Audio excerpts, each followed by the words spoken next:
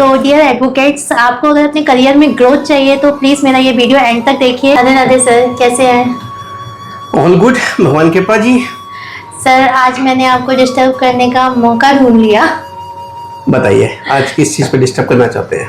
Sir, आज मैं एक एस्ट्रोलॉजी और लीगल यानी एडवोकेट और एस्ट्रोलॉजी को रिलेट करना चाहती हूँ और कुछ मंत्र पूछना चाहती हूँ आपसे, और कुछ कर्मा पे डिस्कशन करना है कि गीता क्या कहती है, श्रीमद् भागवत में क्या है, कर्म कहाँ हमें गिराते हैं, कर्म कहाँ हमें उठाते हैं। सर, पहला क्वेश्चन ये है कि क्या एडवोकेट को कोई जेम स्टोन पहनना चाहिए, कोई ऐसा स्टोन जिससे हमारे कार्य में वृद्धि हो, और ऐसा मंत्र है जिससे हम लोग का करियर में ग्रोथ हो और हम लोग को केसेस मिले या फिर हमें और अपॉर्चुनिटी मिले। सर, मैं ये नहीं कह रही कि क्राइम बढ़े और हमें केस मिले, बट ठीक है सर, मेरा प्रोफेशन है तो मुझे तो करियर में ग्रोथ चाहिए। सेकेंड सर, एडवोकेट के भी कुछ कर्म होते हैं, कर्मास होते हैं कि हमें किस टाइप के केस से हमारा कर्म अच्छा होगा, हम किस टाइप के केसेस से हमारा कर्म बुरा होगा। इसमें श्रीमद् भागवत में श्री कृष्ण जी गीता में क्या लिखा है, क्या कैसे हमको रिलेट कर सकते हैं एक दूसरे को। तो बहुत सारे क्वेश्चन पूछ लिए। पहली चीज तो थोड़ा सा सार्केस्टिक कमेंट, एडवोकेट एंड अच्छे कर्मास वाला पार्ट हालांकि चल सकते हैं, बट होता क्या है कि आपको अपने मुवक्किल को बचाना होता है। तो जो मेरी समझ से ये आता है कि अगर बचाना है तो आप केवल केस ये नहीं देखेंगे कि वो सही है या गलत है। जो भगवत गीता है और जो कर्मास है, वो कर्मास की जो थ्योरी है वो बिल्कुल एक ऐसी चीज है कि हाँ, मुझे कोई बुरा कर्म नहीं करने हैं। तो सबसे पहले आपने पूछा कि जेम स्टोन। सी, कोई भी वकील has to be good auditor, और जो ऑडिटर वाला पार्ट आता है वो बुद्ध से आता है। बुद्ध का अगर बोलने में प्रभाव अच्छा है तो आप अच्छे ऑडिटर बनेंगे। लेकिन खाली जेम स्टोन बिना जन्मपति देखे हुए सजेस्ट नहीं किया जाता कि आपके बुद्ध की दशा कैसी है या बुद्ध आपको सूट करेगा नहीं करेगा, या जेम स्टोन बुद्ध की पन्ना पहनना चाहिए नहीं चाहिए, या फिर कोई और जेम स्टोन है जिसको बढ़ावा देना है ताकि आप अच्छे ऑडिटर, अच्छे वक्ता, अच्छे प्रेजेंटेटर बन सके। But yes, Buddha is the planet which gives you this part, moon is the second part which gives U A aura, presentation aura. तो इन दो प्लैनेट का एक बहुत बड़ा वाला रोल होता है एडवोकेट की लाइफ में। अब हर एक किसी को जरूरी नहीं है कि पन्ना सूट करे, उसकी महादशा, अंतरदशा या दशा किसी और प्लैनेट की हो सकती है, अपोजिट प्लैनेट की हो सकती है जिसमें ना सूट करे।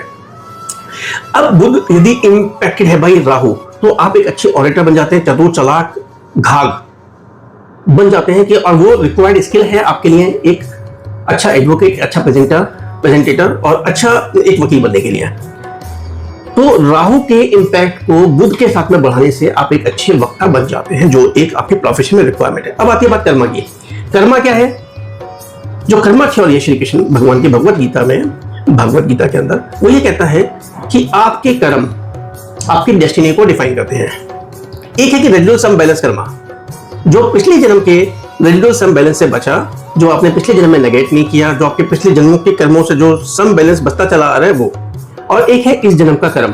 इस जन्म के कर्म यदि आपने पॉजिटिव करते चले गए तो जो नेगेटिव बैलेंस है उसका पार्ट इस जन्म से नेगेट होता चला जाएगा। कोई चीज टकरानी थी, कोई मुसीबत आनी थी, 100 केस पे गाड़ी टकरानी थी, वो 40 केस पे टकरा गई।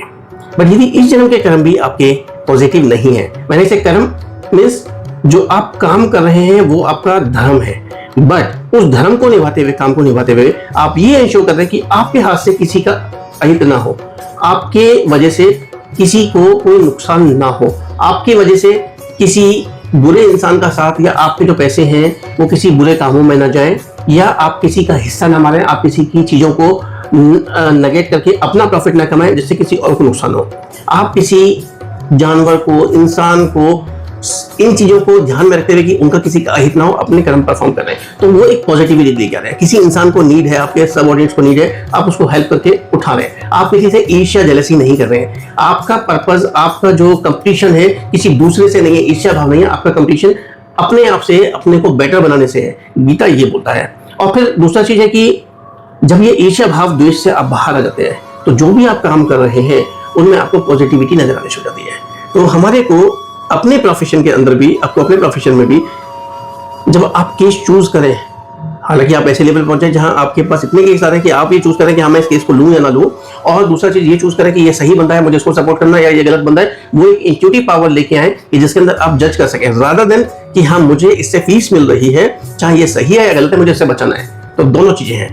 अब वकील का पेशे के अंदर फीस मिली, आपने दोनों मतलब उसको बचाना है, आपने अपने बुध को और राहु को प्रबल किया और आपने बचा लिया। वो आपका कर्म हो गया, लेकिन नेगेटिव कर्म हो गया। एक है कि आपके पास इतने केस आ रहे हैं, आप चूज कर रहे हैं कि हाँ ये बंदा सही है, मैं इस सही का साथ दूंगा या साथ दूंगी, एंड मुझे यही केस करके इसको बचाना है, वो एक पॉजिटिव कर्म हो गया। तो दोनों डिफरेंशिएशन यहाँ आ गया। अब चूज आपको करना है कि आपको किस साइड पे जाना है। एक तरफ केवल लक्ष्मी जी, एक तरफ लक्ष्मी जी तो आ रही है, बट द सेम टाइम किस वे में आ रही है और किस तरीके से आ रही है, आप कहाँ पे उनको इंश्योर करें कि आप कर्म पॉजिटिव करते हुए लक्ष्मी जी कमा रहे हैं। तो चॉइस आपकी है। मंत्र बता दीजिए ताकि मेरे करियर में भी ग्रोथ आ जाए। एक ही मूल मंत्र है, यदि कर्म तेरे पावन होंगे तो डूबेगी कभी तेरी नाव नहीं, तेरी बाह पकड़ने को वेश बदल कर आएगा, क्या पता किस रूप में तुझे नारायण मिल जाएगा। तो केवल कर्मास, और वो भी पॉजिटिव कर्मास।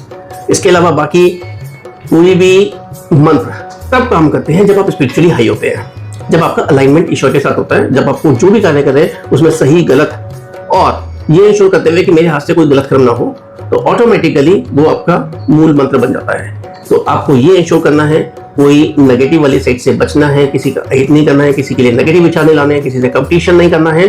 आपका कंपटीशन अपने आप से, अपने आप को बेटर बनाने के लिए है। और सुबह उठते ही पहली चीज भगवान कृष्ण को कि आज का दिन आपको समर्पित है, जो आप करवाएंगे अच्छा या बुरा वो सब आपको समर्पित है। और यह इंश्योर करें कि वो नेगेटिव जो करवाएंगे आप मेरे हाथ से, उसका फल भी आप ही को भुगतना पड़ेगा, इसलिए मुझे अच्छे कर्म करने के लिए ही प्रेरित करें। यही एक मूल मंत्र है। बस आप ये नहीं चाहेंगे कि आपका श्राप भगवान को लगे, क्योंकि जब वो श्राप अगर भगवान को लगेगा और वो रेप्लिकेट होकर आपके पास आएगा तो वो कितने गुना आएगा, तो आप खुद सोच सकते हैं। तो सबसे बड़ा मूल मंत्र है कि सुबह उठते ही अपने दिन के होने वाले कर्मों को आप भगवान श्री कृष्ण को समर्पित कर दीजिए।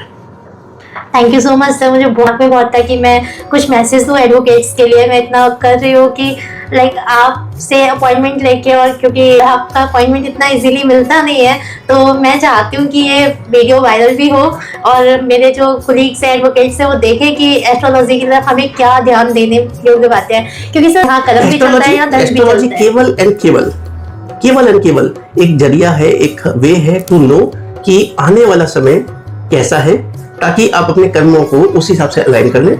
ना दुख में दुखी हो, ना सुख में सुखी हो।